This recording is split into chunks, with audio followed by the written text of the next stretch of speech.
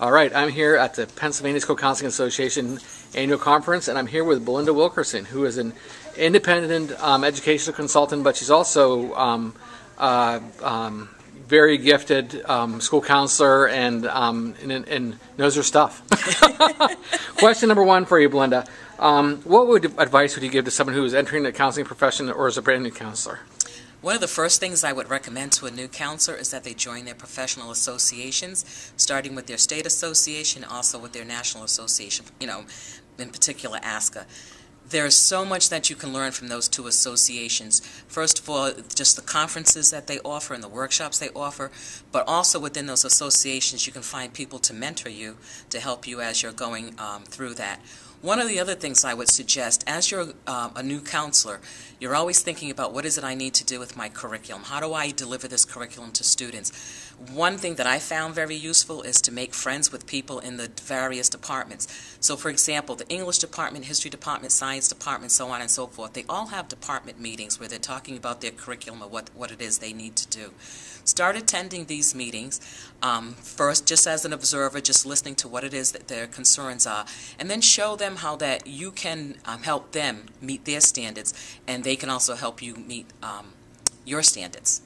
It's almost like joining professional organizations. You learn all your information when you get your master's degree, but then your education quadruples in size once you start joining the organizations and going to some of the trainings. You learn so much more. Exactly, because what happens is in your counselor ed program, you're learning the theory. Now you've got to put that into practice. Mm-hmm. So this is what the professional organizations help you do. They actually help you put it into practice. Mm-hmm. Okay, very good. Question number two.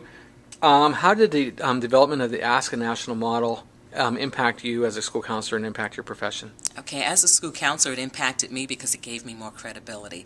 Now I had a document or a template that I could show to other department heads, that I could also show to people at the State Department level and in various organizations, that we had a framework for how it should be doing. It standardized what it was we were supposed to be doing.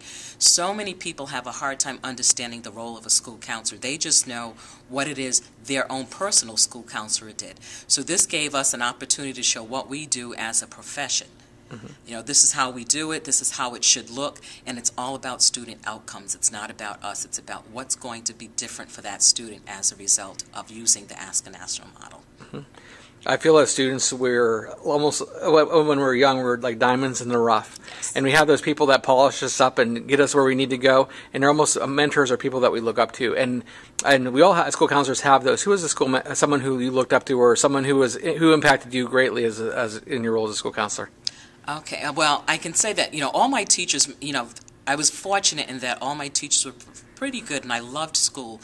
But in particular, one person who really stood out for me, and I think it's why I ended up becoming a school counselor, is my 7th grade counselor, Mr. Gil Fillon. It was funny because, when you're in junior high, middle school, you're trying to figure out your peer group, and you want your peer group to love you and all that.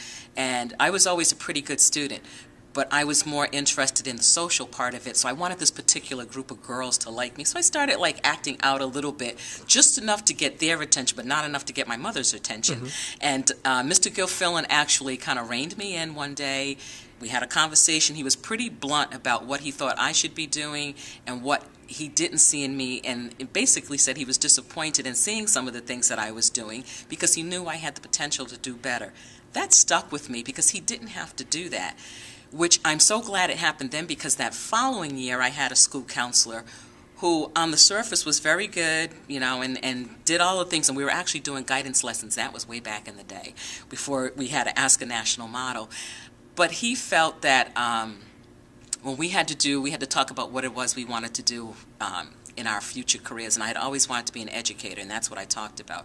And one of the things he said to me in a one-on-one conversation was that was a lofty goal, but I needed to remember that my people didn't often go to college, and that's how he put it.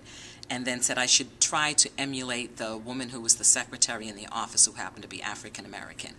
And I remember thinking, wow, that's not what Mr. Gil Fillon said last year. Wow. So that was great. And then I just went on. From then on, every conversation with the school council was pretty positive.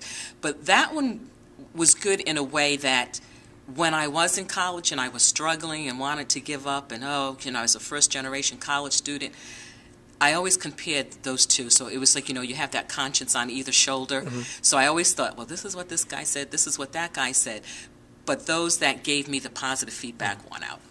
That's good. I think if we met Mr. Gilfield and saw you today, I think he'd be very pleased with how you turned out and other things that you've accomplished and what you're doing today. Well, what was really neat is that I ended up staying in contact with Mr. Gilfield right through my master's program for school counseling, because he ended up moving to the college where I ended up doing my undergraduate work and my graduate work, and became director of the tutorial program. So we were in constant contact after that, and it was just great because right up until he passed away, we stayed in contact. Oh, that's wonderful. Yes. It's great having you here, Belinda, and we're looking forward to hearing you talk this afternoon. And I appreciate you giving me a few minutes of your time. Thank you very much.